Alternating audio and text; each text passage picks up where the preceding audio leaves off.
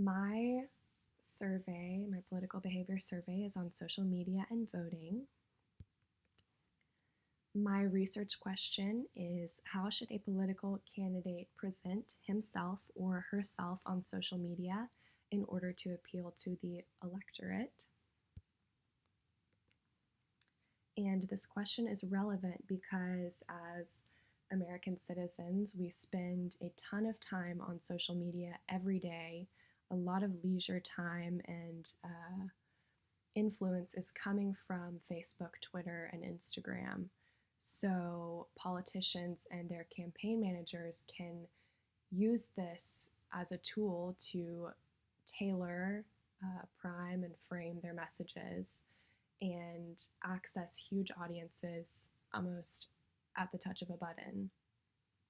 My survey is relevant to campaigns and provides useful information for candidates on how to successfully run their social media platforms during election season. So I wanted to untangle which of the social media platforms are the most beneficial for candidates to use and how they should present themselves on these platforms in order to appeal to their voters and potentially sway voters who are unsure.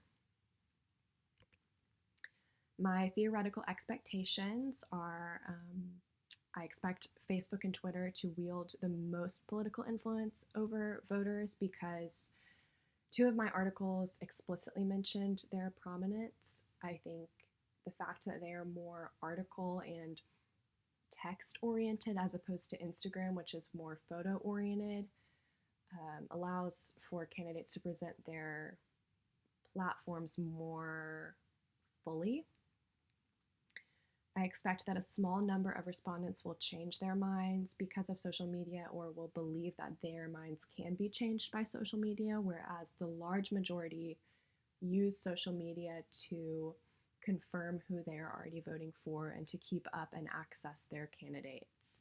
So I expect that most people will only follow their candidates as opposed to examining all of the candidates that are running for a particular office.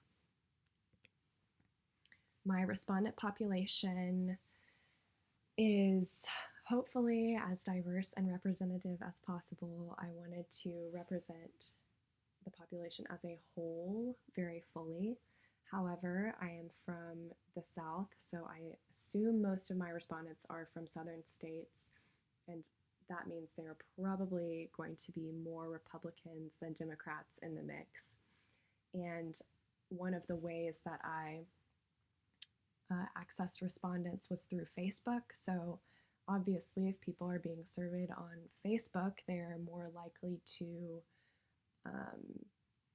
say that Facebook is the platform they use the most or how they get the most political information. So that there could be some bias in there, even though that was only for a few of my responses. My first question was to identify political party affiliation, so just kind of to see what I'm dealing with. And we can see that the largest piece of my respondents, they are Republicans, so yes, they're probably from the South. But between all of the other 6 options, it's pretty equal.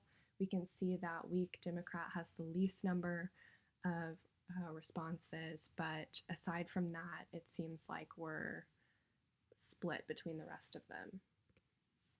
My second question, select the form of social media you use the most for accessing political candidates. So I gave the 3 big options there: Facebook, Instagram, Twitter, and then a 4th option for people who do not use social media, and then also an other blank in case there is something else that people use. The majority of people said that they do not use social media to access political candidates. So instead, what we're seeing here is that Facebook and Twitter are taking up the 2nd place spots, and Instagram 3rd place, and then everything else is a write-in.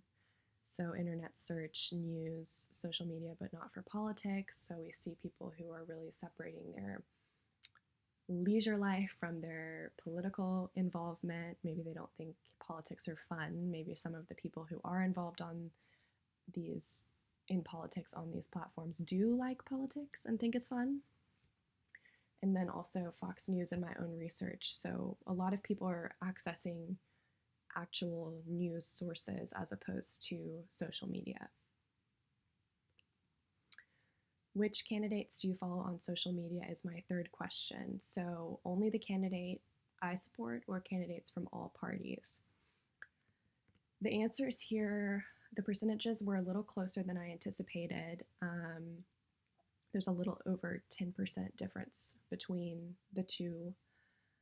I thought most people would follow only their candidates, but it turns out people are more open and following candidates from all parties. So hopefully getting a better idea of the different platforms that are floating around during election season. My fourth question is, what attracts you to a candidate on social media? So I picked some of the more interesting and more common answers and grouped them based on what they sort of, the theme sort of the answers. So if you're looking at the red to the left, we see relevant title, headline, how active, well known they are. So this is more about their reputation, their accolades, and who they are. Then in the yellow, policies, values, candidate platform. So we had someone, I had a lot of people who were really looking at the policies themselves. And then in the green below, it's more personality related. So strong presence, humor, relatability, personality, who they are as opposed to what they are running on. And in the blue, this centers more around morality. Are they honest? Are they truthful? Do they love their country? Do they have integrity? And then if you move up to the purple, we see foreign policy, Republican, conservative, whether or not they support abortion.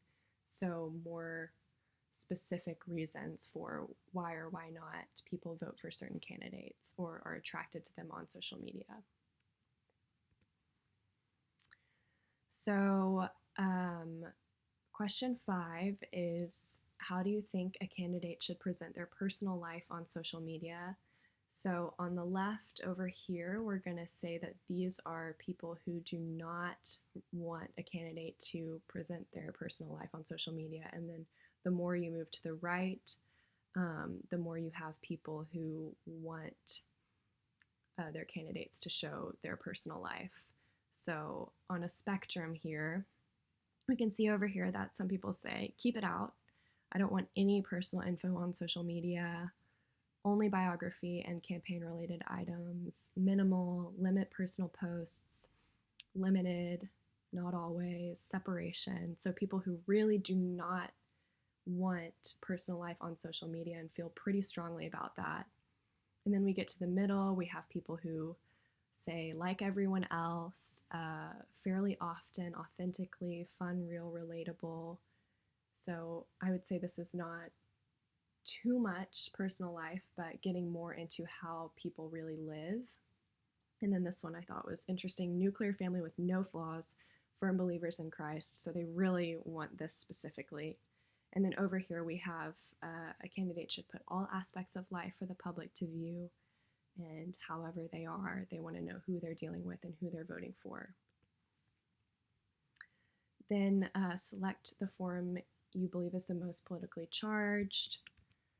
Most people said Twitter, which I thought was interesting, and I also agree with. And then Instagram is just tiny, tiny little sliver. I don't know how politically charged you can be with photographs, but obviously these people seem to think not very much. Does social media affect who you vote for? So about 25% said yes, and about 75% said no. So this is what I expected. I didn't think there would be a huge amount of people who believed that social media affected their votes, but I thought it would be significant enough to be maybe where it could change an election. So it's probably something people want, the campaigners want to pay attention to. So, my final question was to explain the last question. So, why or why not you believe social media affects your voting habits? And so, I picked 5 answers from each side. It does. So, here you're seeing people who are using social media as a form of news and as something that's trustworthy and to be seen as um, informative. And then on the right, it does not.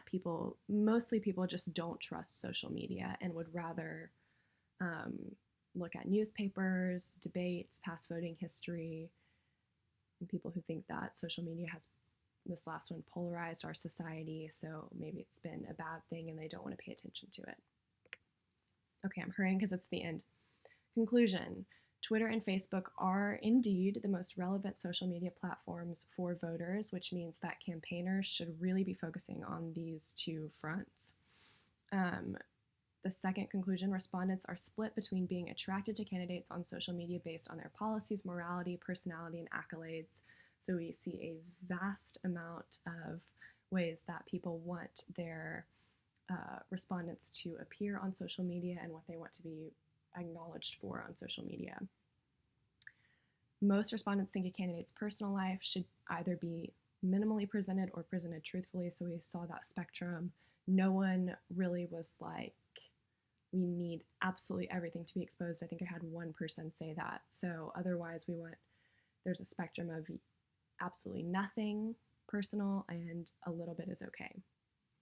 And finally, social media does affect some vote choice, so it should not be taken lightly. Thank you.